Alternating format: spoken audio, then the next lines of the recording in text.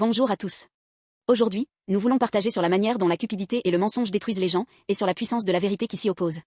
Dans un roi 21, Jézabel ourdit un stratagème rusé pour s'emparer de la vigne de Naboth, que le roi Achab, son mari, convoitait. Naboth refusa fermement de vendre sa vigne, héritage de ses ancêtres, mais lorsqu'Achab, déçu, se laissa abattre, Jézabel intervint. Elle envoya une lettre falsifiée au nom du roi, accusa Naboth et finit par le conduire à sa mort. Jézabel, sans se salir les mains, manipula les gens en travestissant le mensonge en vérité pour obtenir ce qu'elle voulait. Cela ressemble beaucoup au gaslighting que nous rencontrons souvent aujourd'hui. Sur les réseaux sociaux ou dans les communautés en ligne, on manipule l'opinion publique, on propage de fausses nouvelles pour tromper les gens, on se cache derrière l'anonymat pour diffamer ou répandre de fausses informations, et ces pratiques ne cessent d'augmenter. Ces comportements ne diffèrent pas de ceux de la Jézabel moderne, qui utilise des ruses subtiles pour s'approprier les biens d'autrui ou servir ses propres intérêts. Étonnamment, Jésus lui-même a été confronté à de tels mensonges et accusations.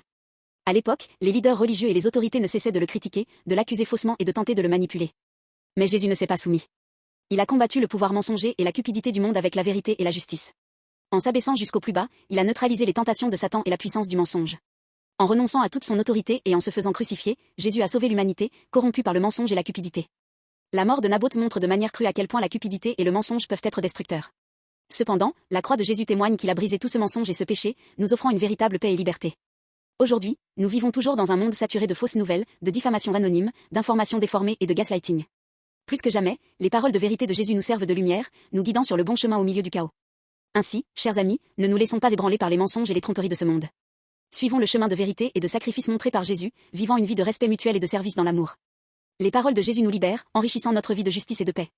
Que cette vérité pénètre vos foyers, vos lieux de travail et le tréfonds de votre cœur, chassant toute obscurité et remplissant tout de lumière.